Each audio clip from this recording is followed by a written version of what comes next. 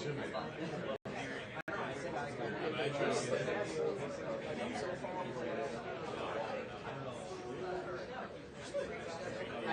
the one that might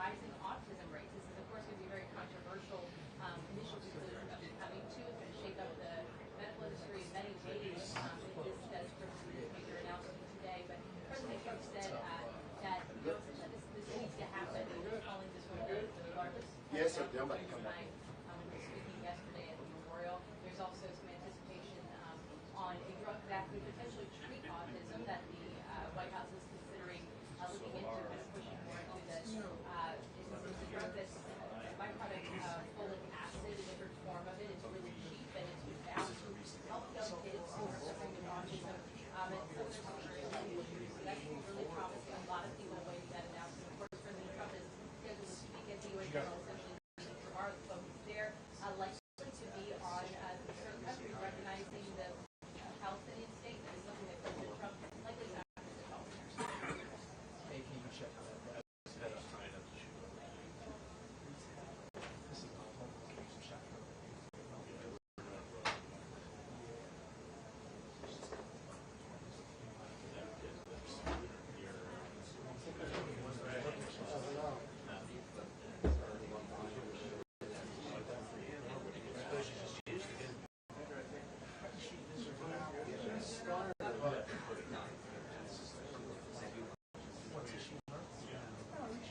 It's fine, but it's the mobile cam really wasn't very good. That's what I mean.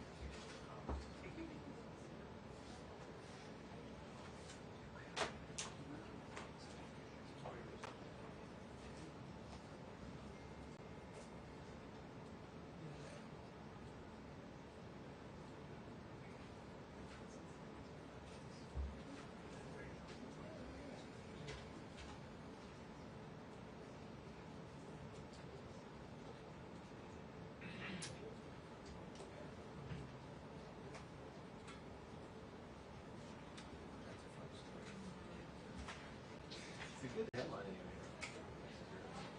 You just wrote the first.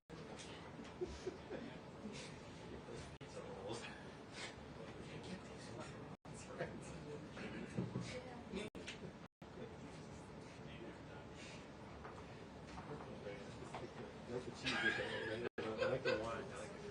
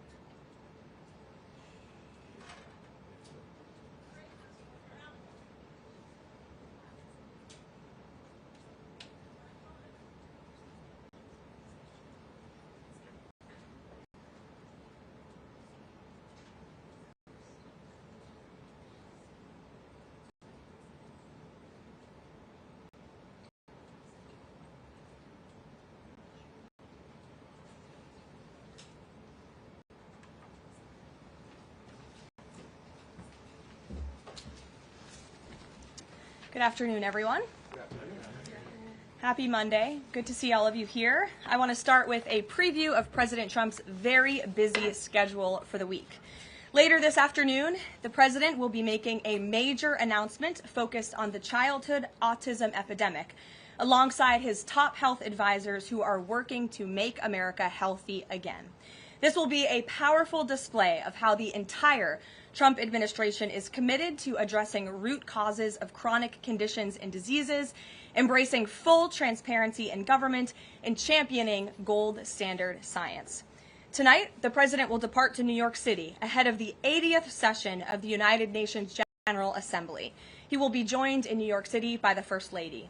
Tomorrow morning, President Trump will deliver a major speech touting the renewal of American strength around the world, his historic accomplishments in just 8 months, including the ending of 7 global wars and conflicts.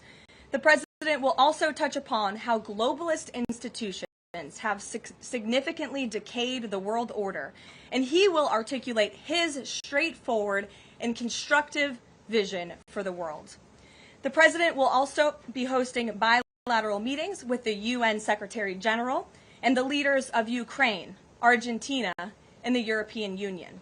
The president will also later in the day hold a multilateral meeting with Qatar, the Kingdom of Saudi Arabia, Indonesia, Turkey, Pakistan, Egypt, the UAE, and Jordan. After these important meetings, the president will attend a reception tomorrow night with more than 100 world leaders before returning to Washington, D.C. On Thursday here at the White House, President Trump will welcome President Erdogan of Turkey for a bilateral meeting. And on Friday, the president will travel to Long Island for the Ryder Cup golf match between the United States and Europe. This event is one of the greatest sporting events in the world, and it would not be taking place this year without President Trump's help. President Trump signed an executive order last week preventing a strike that would have crippled the New York City area ahead of the tournament, and at the request of the 5 labor unions who all represent workers on the Long Island Railroad. One of the greatest golfers in the world, Bryson DeChambeau, praised the president's critical intervention, saying, quote, "When the possibility of a strike threatened to disrupt transportation and attendance, President Trump stepped up and took the action needed to protect this world-class competition." Thanks to President Trump's decisive leadership, the Ryder Cup experience will be everything fans and the golf community deserve. Again, that's a quote from the great golfer Bryson DeChambeau. Now let's all hope the American Ryder Cup team can take home the trophy. In other news, positive economic data continues to pour in. Brand new polling shows that Americans' faith in the economy and the direction of the nation is back on track and shooting even higher. Home ownership is more affordable, with mortgage rates dropping to a 3-year low. For new home buyers, this represents a $250 decline in your monthly mortgage payment, or nearly $3,000 a year. And President Trump has made it very clear he wants to continue to see mortgage rates decline to a record low, just like they did in his first term. Thanks to President Trump's unleashing energy dominance, gas prices are dropping and Americans are spending the smallest share of their disposable income on gasoline since 2005. Additionally, the annual cost to own and operate a new vehicle is down by nearly 6% over the last year. Americans are earning more and they are spending more than ever before. After inflation outpaced for 26 straight months under Joe Biden, real wages have increased nearly every month since President Trump took office, with wages for blue-collar workers rising at the fastest rate in 6 decades.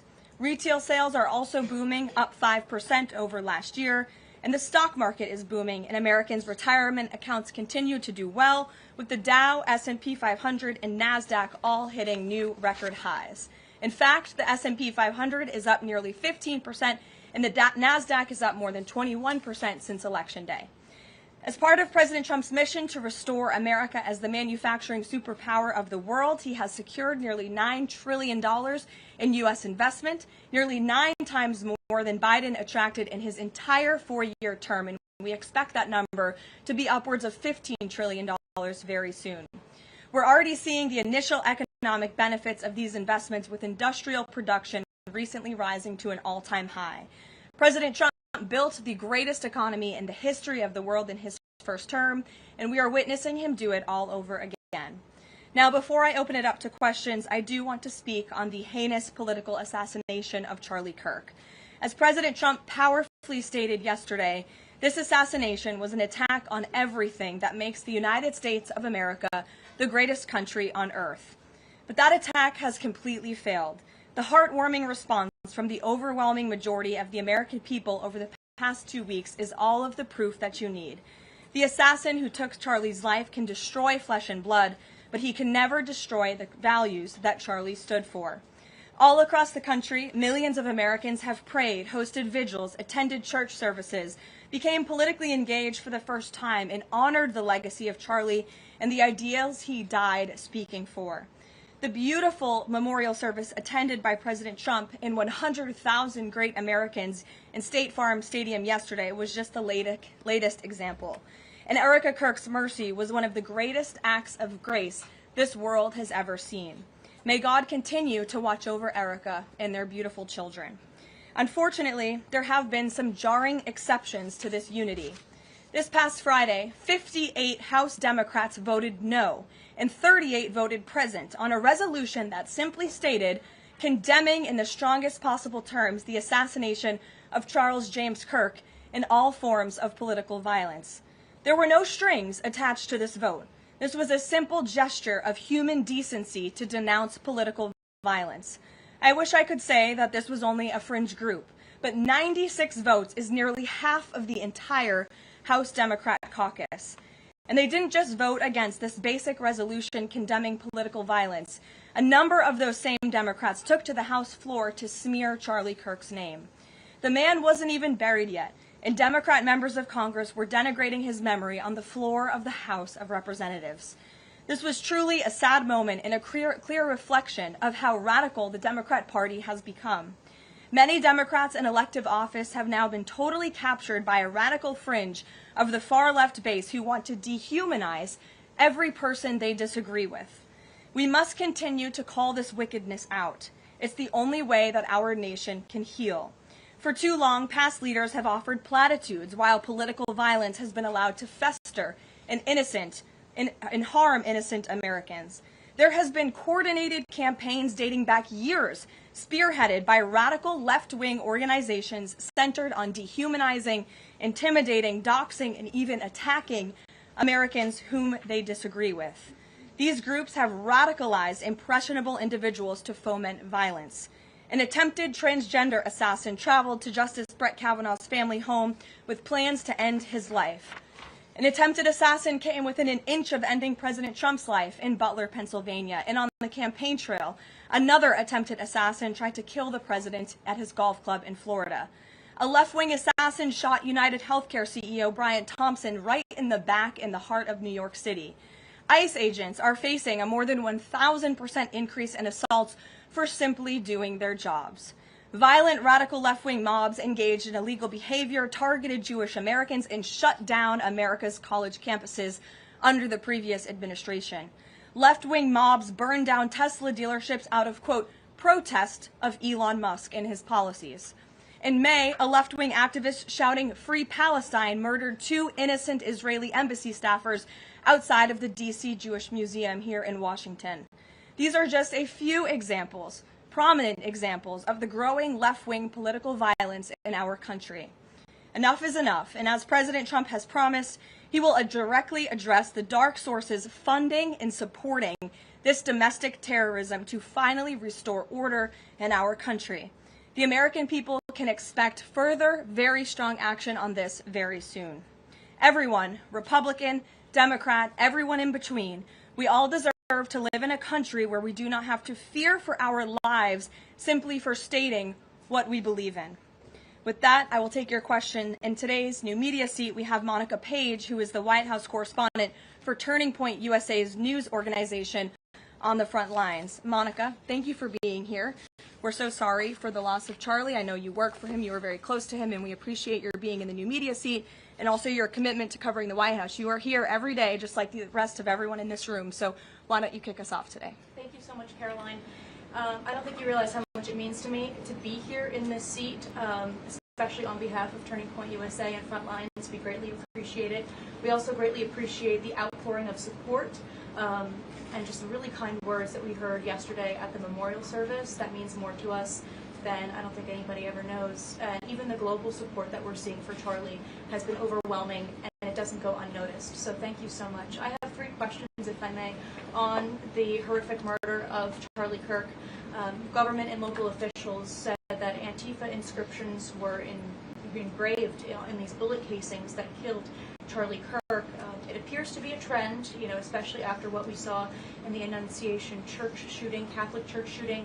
Additionally, Stephen Miller recently commented on the rise in this kind of violence, saying there is a domestic terrorist movement growing in this country. But the president is designating Antifa as a domestic terrorist organization. I'm wondering, what is the approach to holding these people accountable, just to ensure that violence like this just is eradicated moving forward? Sure. Well, Antifa is going to be designated a domestic terrorist organization. The president intends to sign that executive order very soon, as soon as it's drafted, as soon as today, later this afternoon. And this is something the president campaigned on, because we have seen a rise in violence perpetuated by Antifa radical people across this country who subscribe to this group. And unfortunately, it's gone widely uncovered by many in the legacy media. It also went completely ignored by the previous administration. Not anymore. Not only, as you mentioned, were the bullet casings subscribed with Antifa mottos, if you will, in the heinous assassination of Charlie, but there have also been more examples than I could read off for you here in this briefing room today of violence from Antifa. I will just read a few. In July 2025, several members of an Antifa cell ambushed and opened fire on officers at an ICE facility in Alvarado, Texas, shooting one officer in the neck. Also in July 2025, 3 Antifa members were charged with assaulting a police officer during a violent riot outside an ICE facility in Portland, which for weeks prior had been under siege from the local Antifa terror cell. In February 2024, a transgender Antifa terrorist detonated an explosive device outside of the office of the Republican Attorney General of Alabama. In July 2023, Antifa members linked to abortionist group Jane's Revenge firebombed pro-life facilities and vandalized churches. In January 2022, a suspected Antifa member was arrested for bringing a pipe bomb to a pro-Trump event. In January 2021, an Antifa supporter threatened to shoot police officers and Trump supporters outside of the Florida State Capitol building. Again, I could continue to list many more examples for those in the room who don't believe this is a serious threat to American safety and our national security, but this administration knows that it is. That's why the president will be signing this order. And we will also be, most importantly, looking at who is funding Antifa and who is funding these other violent left-wing groups that we've seen perpetuate so much crime and mayhem across our country. Thank you. And Charlie Kirk died exercising his First Amendment right, willingly debating, conversing with everybody and anybody. That was what he did. So what message does this White House have now to all Americans who feel like they are too afraid to express their beliefs, their values, their morals in the wake of such horrific violence? I think the president has answered this, and I will leave it to his response, Monica, where he so beautifully said, we have to keep fighting. We have to keep speaking up. We have to keep speaking our mind. I know that's what Charlie would want us to do, and we have a right to free speech in this country. The president supports it. It is protected by our beautiful Constitution, and Americans should not cower in fear. They should rise up in courage to continue speaking the truth. And to end on a lighter note, Karoline, I'd love to know what your favorite memory of Charlie is. Sure. Charlie was a great guy, and he was, of course, a very influential person in the conservative movement, in the MAGA movement. He was so helpful to the president during the campaign and to all of us who worked on that campaign, that historic campaign. I myself had many great memories going on Charlie's amazing podcast and his show. He was always willing to text people with words of encouragement. In fact, my last text exchange with him was the day before he died, and he was asking for my husband and I's address to send a children's book to our son. And I think that just speaks to the type of person that he was. And I know so many of us here at the White House are going to miss him very much. Thank you, Thank you. Gabe. Caroline, thank you. Regarding the autism announcement, Sure. Why now? Does the administration have new data that hasn't been published previously showing a possible link between acetaminophen and autism? I know there's been many reports about what this announcement at 4 o'clock will be, Gabe. The president is very excited about this. I don't want to scoop the president of the United States and our Secretary of Health and Human Services, but what I can assure you is that Robert F. Kennedy and the incredible health team that this president has put together are really viewing things in a much different lens. And they are paying attention to studies and the gold standard of science and research that many in this city for far too long have turned a blind eye to. So I think Americans are going to be enlightened and proud of what they hear later this afternoon, but I won't get ahead of the president on exactly what that announcement entails. On a different topic, going back to the president's social media post from over the weekend regarding the DOJ and his seeming frustration that they hadn't taken action quickly enough. I want to point to something that the president said during his inaugural address. Never again will the immense power of the state be weaponized to persecute political opponents. We will not allow that to happen. Is the president going back on his promise? No. In fact, the president is fulfilling his promise to restore a Department of Justice that demands accountability. And it is not weaponizing the Department of Justice to demand accountability for those who weaponize the Department of Justice. And nobody knows what that looks like more than President Trump. We are not going to tolerate gaslighting from anyone in the media or from anyone on the other side who is trying to say that it's the president who is weaponizing the DOJ. It was Joe Biden and his attorney general who weaponized the DOJ. Joe Biden used this sacred American institution to go after his political opponent in the middle of an election year. And you look at people like Adam Schiff and like James Comey and like Letitia James, who the president is rightfully frustrated. He wants accountability for these corrupt fraudsters who abused their power, who abused their oath of office to target the former president and then candidate for the highest office in the land. And I think the president is reaffirmed in those frustrations and his hope for accountability by the millions and millions of people who reelected him to this office with a mandate to demand accountability. And the president has not been shy about this, Gabe. In fact, when he traveled to the Department of Justice earlier this year, all of you were there to cover it. He said, quote, "I demand a full and complete accountability for wrongs and abuses that have occurred. The American people gave a mandate to investigate and root the corruption out of our system," and that's what the president wants to see done. Karoline. Ed. On the autism issue again, there are reams of scientific research that suggests there's no clear link between autism and acetaminophen usage.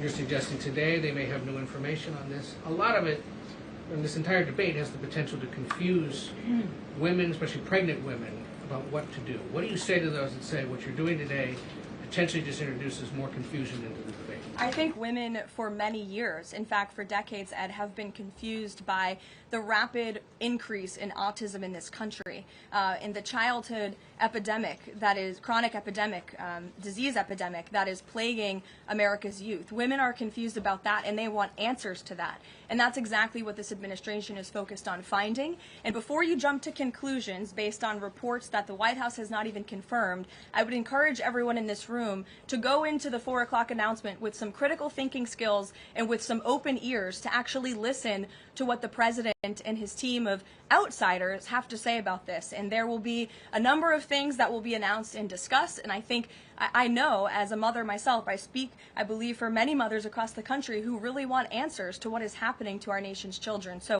again, I won't get ahead of the president, but I think everyone in this room needs to tone down the judgment before you even hear what people are going to say. Sure. Thanks, Caroline. So too, on the Holman investigation, I mean, can you just speak to, did the president ask the Justice Department to close the case, and does Holman have to return the $50,000? Well, Mr. Holman never took the $50,000 that you're referring to, so you should get your facts straight, number one. Number two, this was another example of the weaponization of the Biden Department of Justice against one of President Trump's strongest and most vocal supporters in the midst of a presidential campaign. You had FBI agents going undercover to try and entrap one of the president's top allies and supporters, someone who they knew very well would be taking a government position months later. Mr. Holman did absolutely nothing wrong, and even the president's Department of Justice, even Kash Patel's FBI, looked into this just to make sure. They had a number of different prosecutors and FBI agents who looked into this. They found zero evidence of illegal activity or criminal wrongdoing. In the White House and the president stand by Tom Homan 100% because he did absolutely nothing wrong, and he is a brave public servant who has done a phenomenal job in helping the president shut down the border. Mary. Thanks, Caroline. I have two questions on far-left violence. Sure. The first one, the president said yesterday that the bullet hit Charlie, but it was aimed at every one of us. Do you and your colleagues have a heightened sense of fear following this shooting and this far-left violence we're seeing across the country? I certainly think there's a heightened sense of awareness by conservatives across the country, by all of us here at the White House. Again, as I said to Monica, many of us were personal friends with Charlie and had involvement with Turning Point before we came and served our government in this way. So certainly it's a very shocking incident, and I think, it's very unfortunate that those of us who work in this movement have to think about violence just for speaking our minds and for supporting President Trump. And as a follow-up on that, I asked the president last night on Air Force One about this pattern of transgender violence we're seeing. Charlie's killer lived with his boyfriend who identifies as transgender, and then we had the Annunciation shooting, the Covenant shooting, all of these incidents. The president said that we're looking into transgender violence. Does that mean the FBI is looking into it? And can you give any more clarity on how the administration is viewing this uptick in specifically transgender violence? It's definitely something worth looking into, and I think anyone who denies that at this point is being willfully ignorant. And the administration is taking it seriously, all causes of violence, and why these people would be driven to such evil and such hatred. And there's probably many answers to that question, but the administration is really focused on all of them. For individual investigations and cases, of course, the FBI and the Department of Justice are leading those. But as for this overall violence and domestic terrorism that we're seeing, the White House and the president's policy team will be leading the charge, and that really begins with designating Antifa as a domestic terrorist organization. And I can assure you there will be additional actions to come. Sure, in the pink. Thanks, Caroline. Liz Landers with PBS NewsHour. I just wanted to follow up quickly on something that the president had said yesterday. So we heard from Erica Kirk. She said she forgives the man who shot and killed her husband. And then right after that, we heard from the president who said, I hate my opponent and I don't want the best for them. How does that square with bringing down the temperature of political violence in this country? And then, if I could, I had a follow-up on Venezuela, too. Look, the president is authentically himself. I think that's why millions of Americans across the country love him and support him, including Erica Kirk, who you saw so beautifully was on stage with the president in an unthinkable moment, in the midst of an unthinkable tragedy, and was leaning on the president for support during that time. And he was there to give it to her, as well as the vice president and many other top-ranking cabinet officials. Kayla. Thanks, Caroline. On TikTok, the deal. How much is the deal? And if you can't give an exact number to how much the deal is, when can we expect to learn how much the deal is being valued at? And then separately, who are the members involved in the deal? Like, can you share any more details there? So I don't have a specific number for you, nor am I going to confirm the specific individuals and entities in the deal, Kayla, but I do have several details I'm happy to run through for all of you, and the president will be signing the deal, the official deal, later this week at some point. Under the terms of this deal, TikTok will be owned by a majority of American investors and controlled by a board of directors with extensive national security and cybersecurity credentials. In partnership with the U.S. government, Oracle will serve as TikTok's trusted security provider, and they will independently monitor the safety and data security of all U.S. user data on TikTok's platform. Americans' data will be stored securely in the United States without access from China. All U.S. user data will be stored on servers operated by Oracle in the United States, protected from surveillance or interference by foreign adversaries. And the algorithm, I know this is a question many of you have had, will be secured, retrained, and operated in the United States outside of ByteDance's control. And TikTok will remain globally interoperable, meaning TikTok users in the U.S. will be able to see videos posted by users in other countries and vice versa. While I don't have a number on the specific deal, we do expect that thanks to the president's leadership and the securement of this historic deal, businesses using TikTok will generate as much as $178 billion in economic activity within the U.S. over the next 4 years. So this is great news, not just for the millions of American youth who use TikTok. Their data will be safe and secure with this new deal. They'll continue to use this very fun app. But it's also great news for all of the small business owners who have really been able to make a living off of the use of TikTok as well. And if I could just get one more as it relates to China, on crop prices with farmers, as there's still no official trade deal with China, farmers are getting a little bit antsy, navigating, prices being weak and not strong. How is the administration, thinking about farmers right now? Is there anything we can expect to see from the administration on, sort of bailing farmers out should prices continue to not work in their favor? Well, the administration is completely understands the anxiety of farmers. We're very much aware of this issue.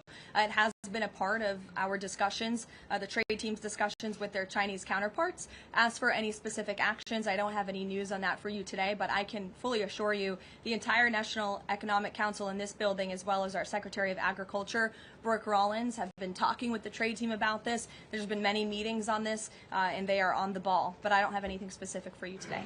Sure, Selena. Thanks, Caroline. But the case against Letitia James was extensively investigated for 5 months, and President Trump's handpicked Attorney General Eric Siebert could not find any evidence that he committed a crime. So is the president saying here it doesn't matter if there's a crime, he just wants his political enemies to be charged? Well, let me just walk you through Letitia James. Letitia James completely abused her oath of office. Letitia James was actively and openly engaged in lawfare. You talk about weaponizing the Department of Justice. What was Letitia James's campaign slogan? It was prosecute Donald Trump. She was saying she was going to prosecute Donald Trump before she even knew if Donald Trump committed a crime, which of course we did not. Those are not the words of a serious prosecutor. Those are the words of a corrupt politician who is abusing their power. She actively campaigned on that. She also led the witch hunt, the financial fraud investigation against President Trump and the Trump Organization, and an appeals court tossed that case out, a $500 million civil fraud penalty in August, which was another win for the president, and exonerated him of this witch hunt and showed that this is an individual who is corrupt and abused her oath of office. And we also have evidence of her mortgage fraud. An April report from a white-collar fraud investigator found that there was documented evidence that James engaged in a consistent pattern of financial and property disclosures that raise serious legal questions. But why won't the president accept the conclusions of his Justice Department to not bring charges against Letitia James? In fact, you had Bondi and Blanche top DOJ leadership who were against ousting Eric Siebert, who again was picked by President Trump. I just answered that question for you, and the president has every right to express how he feels about these people who literally campaigned on trying to put him in jail, who literally tried to ruin his life and ruin his businesses, and he wants to see accountability for those who abuse their office and abuse their power. And Letitia James absolutely did that, whether you want to admit it or not. Is that not Jeff. retribution, though? Jeff, it's accountability. Thanks, Jeff. Caroline. 2 foreign policy questions. President Putin has offered President Trump a 1-year extension of the most recent treaty limiting nuclear weapons. Does the White House have a reaction to that? Does the president want to accept that offer? And then one separate issue, just generally, what is the president's response or reaction to the number of countries this week who are planning to or have recognized a Palestinian state? 2 great questions, Jeff. To your first question about Russia, the president is aware of this offer extended by President Putin, and I'll let him comment on it later. I think it sounds pretty good, but he wants to make some comments on that himself, and I will let him do that. As for all of these Western nations that are recognizing a Palestinian state, the president has been very clear. He disagrees with this decision. He spoke about that in the UK, standing right next to his friend, Prime Minister Starmer, and he feels this does not do anything to release the hostages, which is the primary goal right now in Gaza, does nothing to end this conflict and bring this war to a close. And frankly, he believes it's a reward to Hamas. So he believes these decisions are just more talk and not enough action from some of our friends and allies, and I think you'll hear him talk about that tomorrow at the UN. Kristen. Thanks, Karoline. Just going back to this Letitia James story, what does President Trump plan to do if the Attorney General, Pam Bondi, tells him that there is not enough evidence to bring his political opponents' cases or to charge those cases? That's a hypothetical question, Kristen. That hasn't happened at this point. But we did see one U.S. attorney not be able to find enough evidence, and now they no longer have a job. Is that something that you would consider? Look, the president stands with Pam Bondi 100%. He made that clear this weekend. He answered questions from all of you last night on Air Force One. He said the same, and that's how he feels at this moment in time. Just one more thing on the Attorney General. Go ahead, Pam Bondi. Caroline, would the president support designating Russia as a sponsor of terrorism if it does return kidnapped Ukrainian children? And secondly, we just found out through questioning that Hunter Biden sat in on the discussions of his pardons. What's the White House response to that? Unfortunately, I think it's unsurprising. And it's also very telling that one of the only pardons Joe Biden signed on his way out the door was the pardon of his son. Everything else was signed with an auto pen, but that one was clearly his own signature. To your first question about Russia, I have no news to share with you on that. Sure, in the yellow. According to media reports, Maduro has sent a letter to President Trump, but President Trump avoided saying whether he has read it. Did he receive it? We have seen this letter. Frankly, I think there were a lot of lies that were repeated by Maduro in that letter, and the administration's position on Venezuela has not changed. We view the Maduro regime as illegitimate, and the president has clearly shown that he's willing to use any and all means necessary to stop the illegal trafficking of deadly drugs from the Venezuelan regime into the United States of America. Context of the letter? Gilbertson, go ahead. To you and then go ahead. Sure. Thank you, Caroline. Whitline with Borderhawk News. The admin has openly discussed taking legal action against officials in sanctuary jurisdictions. Just this last weekend, we saw Mayor of Evanston, Daniel Bliss, rioting and protesting outside the ICE facility near Chicago. Are there plans to start arresting sanctuary mayors or governors going forward? Unless they commit a crime, I don't see them being arrested. But if they are violating federal law, if they are violating state law, then of course they should be arrested by state and local law enforcement. If they're violating federal law, then they can expect the consequences of that behavior. Nick. Thank you, Caroline. Would the president like to see Congress pass a national holiday honoring Charlie Kirk annually? That's an interesting question. I'm sure he wouldn't oppose such a thing. But you can pose that to him yourself next time you get the chance. Sure thing. And to follow up, too, I know the president is honoring Charlie with the Presidential Medal of Freedom. Is there anything else that we don't know of in the works to honor Charlie? Not at this time, but we do look forward to that Medal of Freedom ceremony very soon. Daniel. Thanks, Caroline. This past Friday, Adam Schiff, Tim Kaine, they introduced a resolution on Capitol Hill aimed at stopping the successful kinetic strikes against narco-terrorists in the Caribbean Sea. What does a move like this, what type of message does it send to families, specifically families who have suffered at the hands of deadly narco drugs like these? I definitely think it sends the wrong message. We wish that Democrats would get on board with a very simple idea of ending drug trafficking and securing our homeland. And I saw a report this morning that the Dominican Republic actually helped us seize a boat that was on its way from Venezuela to the United States of America with lots of deadly drugs on board. And so if you actually hear from Caribbean nations in the region, they are thankful and grateful for the administration's efforts, and they're working alongside us to end this plague of drug trafficking through their seas. Sure, Karen. Over the weekend, Democratic leaders Chuck Schumer and Hakeem Jeffries sent a letter to the White House asking for a meeting with the president to talk about government funding. Has the White House responded to that letter, and will the president sit down with them to talk about this, given that deadline is now 8 days away? Discussions are ongoing with both Republican and Democratic members of Capitol Hill. I don't have any meetings or any scheduling updates for you today, but what I will share is that what this White House wants and what Republicans want. We want a clean funding extension to keep the government open. That's all we're advocating for, a simple, clean budget extension, a straightforward, responsible solution to keep the government open to November 21st and allow the full year appropriations process to move forward. And I will add, this is the same budget that the Democrats approved 6 months ago, just adjusted for inflation. And unfortunately, all of a sudden now, they want to shut down the government. And if the government is shut down, it's only going to, it will be the fault of the Democrats, and it will only hurt the most vulnerable in our country, our seniors, our veterans, our military families, and increasing security for members of Congress, which is something this White House and the administration supports. And if you look back at the statements made by Chuck Schumer and Hakeem Jeffries in the past, they too have advocated against a shutdown and for keeping the government open.